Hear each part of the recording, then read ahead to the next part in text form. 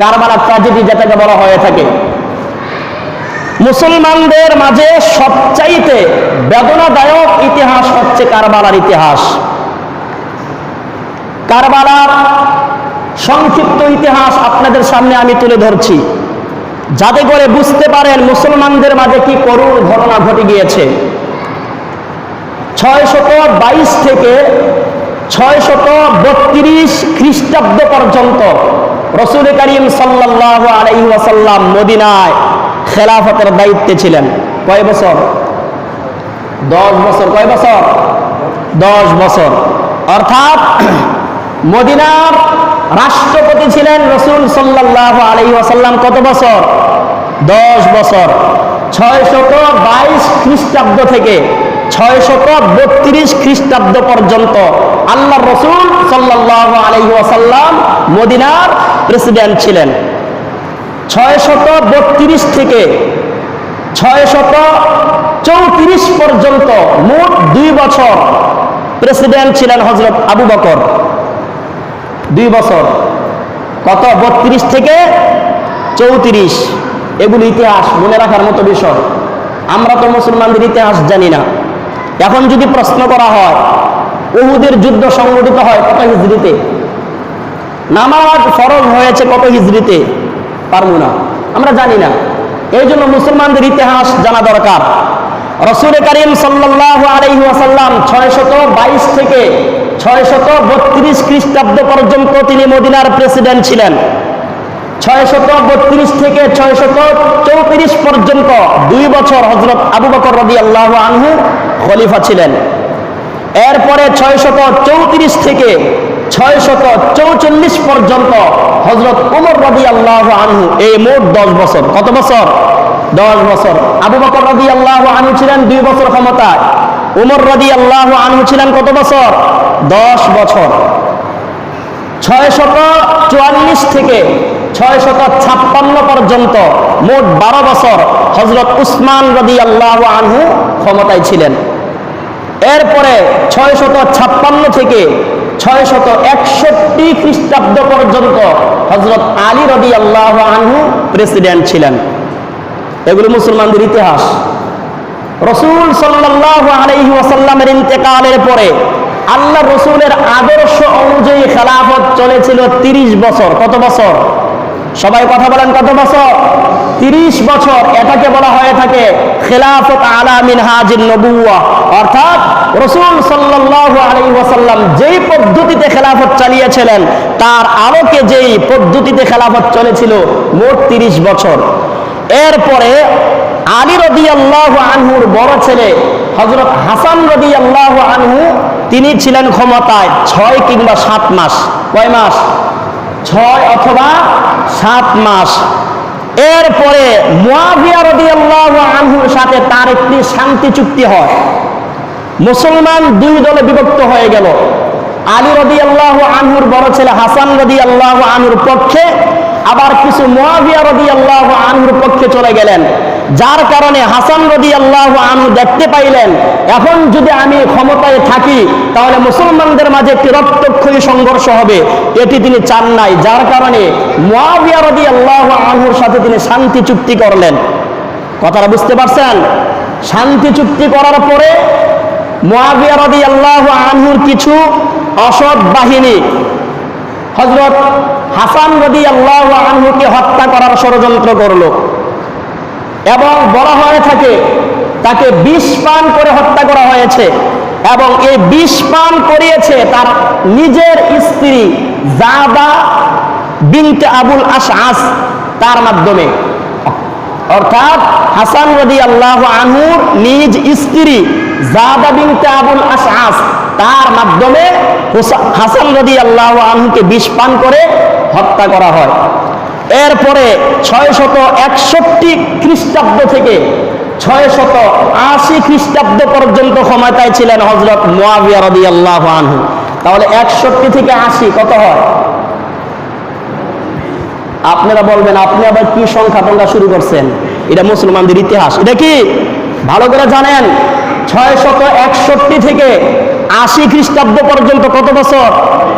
19 বছর পর্যন্ত ক্ষমতায় ছিলেন হযরত মুআবিয়া রাদিয়াল্লাহু তাআলা আনহু, এবং মুআবিয়া রাদিয়াল্লাহু আনহুর কিছু বাহিনী তার ছেলে ইয়াজিদকে অগণতান্ত্রিকভাবে ইয়াজিদ ক্ষমতা বলে 680 খ্রিস্টাব্দে ক্ষমতার মসনদ দখল করে। এরপরে ইয়াজিদ মদিনার সকল নেতৃবৃন্দকে, সেখানে হুসাইন রাদিয়াল্লাহু আনহু সহ সবাইকে তিনি তার বায়াত নেওয়ার জন্য বাধ্য করলেন। হুসাইন রাদিয়াল্লাহু আনহু তার বশ্যতা স্বীকার করে নাই। ওই দিক থেকে কুফার গভর্নর ইবনে জিয়াদ, সে তার কিছু বাহিনী দিয়ে অসৎ উদ্দেশ্যে হুসাইন রাদিয়াল্লাহু আনহুর কাছে চিঠি লিখলো যে আপনি মদিনা থেকে কুফায় চলে আসেন, আমরা আপনাকে নেতা বানিয়ে নিব, খলিফা বানিয়ে নিব। হযরত হুসাইন রাদিয়াল্লাহু তাআলা আনহু চিঠি পেয়ে মদিনার মুরব্বী বড় বড় সাহাবীরা বলেছিলেন, হুসাইন তুমি কুফায় যেও না, তাদের উদ্দেশ্য ভালো না, তারা তোমার কাছে বায়াত হওয়ার জন্য চিঠি লেখে নাই, তারা অসৎ উদ্দেশ্যে তোমাকে নিতে চাচ্ছে, তুমি যাও না। হুসাইন রাদিয়াল্লাহু আনহু চিন্তা করলেন, আমি জীবিত থাকা অবস্থায় আমার নানা জানের ইসলাম ইয়াজিদের হাতে ধ্বংস হয়ে যাবে, এটা আমি বরদাস্ত করব না। হযরত ইমাম হুসাইন রাদিয়াল্লাহু তাআলা আনহু মদিনা থেকে 72 জন লোক নিয়ে তিনি কুফার উদ্দেশ্যে রওনা দিলেন। কতজন লোক নিয়ে? সবাই কথা বলেন, কতজন লোক নিয়ে? 40 জন পুরুষ এবং 32 জন নারী, শিশু আর নারীদেরকে নিয়ে তিনি কুফার দিকে রওনা হলেন। কারবালার প্রান্তরে পৌঁছার পরে ইবনে জিয়াদ তার কাছে চিঠি লিখলো, তুমি আমার দরবারে আসো, তুমি আমার কাছে আসো। হযরত হুসাইন রাদিয়াল্লাহু আনহু বলছে, যে ব্যক্তি রাসূল সাল্লাল্লাহু আলাইহি ওয়াসাল্লামের বিরোধিতা করেছে, আল্লাহ তাআলার পরকালকে অস্বীকার করেছে, আমি ইবনে জিয়াদের কাছে যাব না। ইবনে জিয়াদ ইয়াজিদের কাছে খবর পাঠাইলো, হুসাইন দল বল নিয়ে আসছে কুফায় যুদ্ধ করার জন্য। বলেন নাউজুবিল্লাহ। ইয়াজিদ রাতারাতি 6000 সৈন্য পাঠিয়ে দিল। কয় হাজার? 6000। আর হুসাইন রাদিয়াল্লাহু আনহু গিয়েছিলেন কতজন? 72 জন লোক নিয়ে। আচ্ছা বলেন, 72 জন লোকের সাথে 6000 যুদ্ধ করা লাগে? শুধুমাত্র যদি 6000 লোক একটা দৌড় মারে, 72 জন তো পায়ের নিচে পড়ে মরে যাবে। হুসাইন রাদিয়াল্লাহু আনহু জিহাদ করার উদ্দেশ্য ছিল না, সেখানে তিনি যুদ্ধ করবেন, তাহলে তো তিনি মদিনা থেকে দলবল দিয়ে যাইতেন। যুদ্ধের উদ্দেশ্যে যান নাই, গিয়েছিলেন কুফার লোকেরা তাকে চিঠি লিখেছে, এই চিঠির জবাবে তিনি গিয়েছিলেন। কিন্তু কারবালায় যাওয়ার পরে ইবনে জিয়াদ অসৎ উদ্দেশ্যে ইয়াজিদের কাছ থেকে সৈন্য আনলো কয় হাজার? কথা বলে না তো? 6000। কয় হাজার? 6000। 6000 লোক ইবনে জিয়াদের নির্দেশে হুসাইন রাদিয়াল্লাহু আনহুর সাথে সকালবেলায় যুদ্ধ শুরু করে দিল। জোহরের ওয়াক্ত আসার আগেই 40 জন পুরুষ যারা ছিলেন ইমাম হুসাইন রাদিয়াল্লাহু আনহু ছাড়া সবাই শহীদ হয়ে গেলেন। ইমাম হুসাইন রাদিয়াল্লাহু তাআলা আনহু, তার ছোট্ট একটি শিশু দুধের তাড়নায় কাতরাচ্ছে, স্তনের মধ্যে স্ত্রীর দুধ নাই, কারণ অনেক দিন হাঁটার কারণে খাবার নাই তাবুর মধ্যে। এরপরে দুধ শূন্য হয়ে গেল। ইমাম হুসাইন রাদিয়াল্লাহু আনহুর স্ত্রী দুধের শিশুকে হুসাইনের কাছে এসে নিয়ে বলল, তোমার এই দুধের সন্তানকে একটু পানি পান করাই নিয়ে আসো, ফুরাতের পানি চলে যাচ্ছে, সেখান থেকে একটু পানি পান করাই নিয়ে আসো। হুসাইন রাদিয়াল্লাহু তাআলা আনহু এই দুধের শিশুকে কুলে ধরে ইয়াজিদের 6000 সৈন্যবাহিনীর সামনে দাঁড় করিয়ে বললেন, ও ইয়াজিদের সৈন্যবাহিনীরা, আমার সাথে তোমাদের শত্রুতা থাকতে পারে, এই যে দুধের শিশু, এটাকে একটু পানি পান করানোর জন্য একটু ফুরাতের তীরটা আমাদের জন্য ছেড়ে দাও। তিনি এইভাবে নিজের সন্তানকে উঁচু করে ধরেছেন। ইয়াজিদের সৈন্যরা পানি তো দেয় নাই, বড় বিষাক্ত তীর এই ছোট্ট শিশুর গায়ে মেরে দিয়েছে, এদিক থেকে ওই দিকে তীর বের হয়ে গেছে। বলেন নাউজুবিল্লাহ। এই কলঙ্কিত ইতিহাস কারবালার ইতিহাস।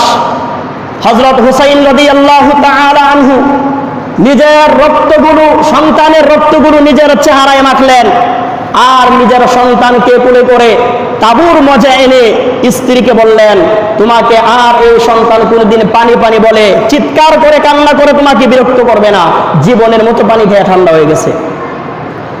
হুসাইন রাদিয়াল্লাহু আনহু বলছেন, এখন আমি চলে যাচ্ছি, স্ত্রীরা বলল, আপনি কোথায় যাচ্ছেন? হুসাইন রাদিয়াল্লাহু আনহু বলছেন, আমাদের সাথে 40 জন পুরুষ এসেছিল, তারা যেই পথে গিয়ে শহীদ হয়েছে, আমিও আমার জীবন আর বাঁচিয়ে রাখতে চাই না, আমিও তাদের সাথে চলে যেতে চাই। হুসাইন রাদিয়াল্লাহু তাআলা আনহু ইয়াজিদের সৈন্যবাহিনীর সাথে লড়াই করে অসংখ্য শত্রু বাহিনীকে পরাজিত করে ফুরাতের পানির কাছে তিনি চলে যাচ্ছেন।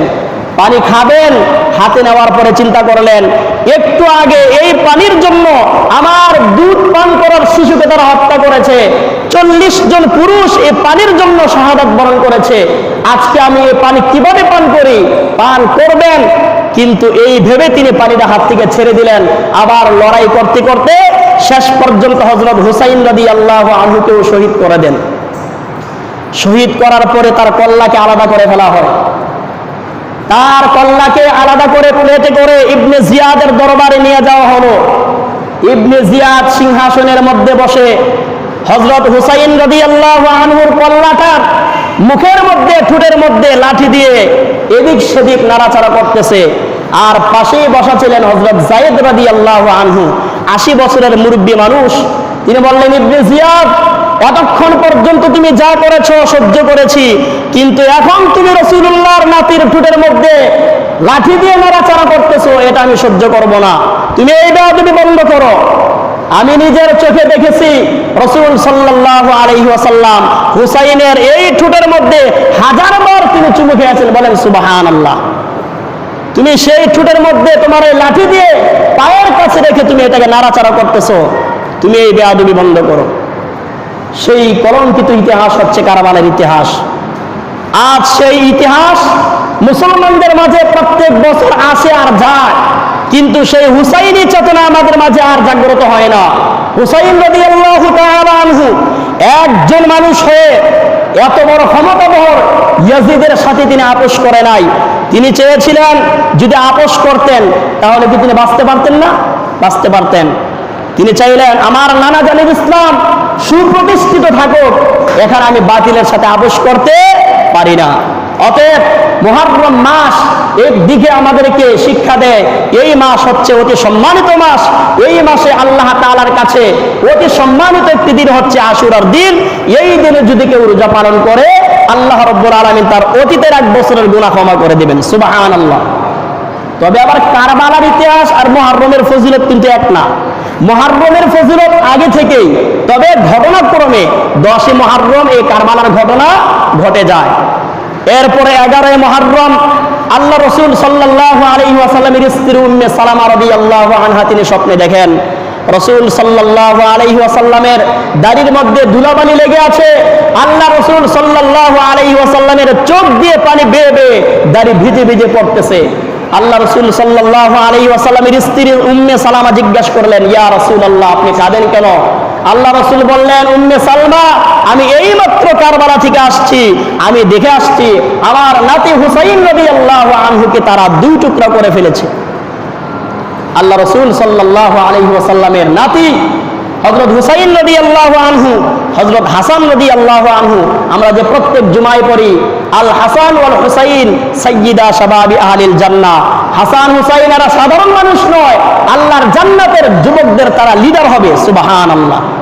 এই জন্য আমাদের উচিত মুহররমের চেতনায় উদ্দীপ্ত হয়ে আমাদের যেভাবে করে আশুরার রোজা পালন করব, ঠিক তেমনি ভাবে কারবালার ট্র্যাজেডি থেকে শিক্ষা গ্রহণ করে আমরা যেন খেলাফত আলা মিনহাজিন নবুওয়াত, অর্থাৎ আল্লাহ রাসূল সাল্লাল্লাহু আলাইহি ওয়াসাল্লাম যে আদর্শের উপরে ছিলেন সেই আদর্শ বাস্তবায়ন করার জন্য জীবনের সবকিছু বিসর্জন দিয়ে আল্লাহর জমিনে আল্লাহর দ্বীন কায়েম করার জন্য আমরা রাজি আছি তো ইনশাআল্লাহ। আল্লাহর জমিনে আল্লাহর দ্বীন কায়েম যতদিন না পর্যন্ত হবে, এর আগ পর্যন্ত ব্যক্তিগত জীবনে, পারিবারিক জীবনে, রাষ্ট্রীয় জীবনে শান্তি আসবে না। আল্লাহর দ্বীন প্রতিষ্ঠা ছাড়া আপনি ইসলাম পরিপূর্ণভাবে পালন করতে পারবেন না। শুধু ব্যক্তিগতভাবে নামাজ, রোজা, হজ, যাকাত আদায় করলেই ইসলাম পালন হয়ে যায় না। ইসলাম পালন হচ্ছে মসজিদের মধ্যে যেইভাবে এক ইমামের কমান্ডারে চলেন, দেশের ভিতর আপনি সেই একই ইমামের কমান্ডারে চলতে হবে। তবে দেশের ইমাম হইতে হবে কি? মুত্তাকি, পরহেজগার, তাকওয়াবান, যেই ইমাম মসজিদের মধ্যে সর্বপ্রথম ইমামতি করার যোগ্যতা রাখেন। সে ইমাম আছেন আমগর, মহিলা মানুষ তো ইমামতি করতে পারে না। এবার চিন্তা করেন, আমরা মুসলমান, আল্লাহর নবী বলেছেন লা ইউফলিহা কওমুন ওয়াল্লাহু আমরুহুম ইমরাতান, ওই জাতি কখনো সফল হতে পারবে না যে জাতির লিডার, যে জাতির নেত্রী হবে মহিলা। সুজা হিসাব, আমরা মুসলমান, নামাজ পড়ি, কালাম করি, সবকিছু করি, আমরা সফল না। আমরা কি না? সফল না। সফল হবে সেই দিন যেদিন মুসলমানদের মসজিদে যেভাবে আল্লাহর হুকুম অনুযায়ী চলাফেরা করি, ঠিকভাবে রাষ্ট্রীয় জীবনে বঙ্গভবন থেকে শুরু করে পার্লামেন্ট পর্যন্ত যদি কোরআনের আইন দিয়ে চলে, কোরআনের শাসন যদি দেশের মধ্যে প্রতিষ্ঠিত হয়ে যায়, চুরি করলে হাত কেটে দেওয়া হবে, জিনা করলে তাকে পাথর মেরে হত্যা করে দেওয়া হবে, এই আইন যেদিন প্রতিষ্ঠিত হবে সেদিন হবে মুসলমানদের সফলতা। বলেন ইনশাআল্লাহ। আল্লাহ পাক রব্বুল আলামিন আমাদের সবাইকে সেই ইতিহাস থেকে শিক্ষা গ্রহণ করে বাকি জীবনে আমরা যেন অমুসলিমদের সাথে, বাতিলের সাথে কোনোভাবেই আপোষ না করে চলতে পারি, সেই তৌফিক আল্লাহ আমাদেরকে দান করুন, বলি আমিন। সবাই বলে আমিন। ওয়া আখিরু দাওয়ানা আলহামদুলিল্লাহি রাব্বিল আলামিন। ওয়াসসালামু আলাইকুম ওয়া রাহমাতুল্লাহি ওয়া বারাকাতুহু।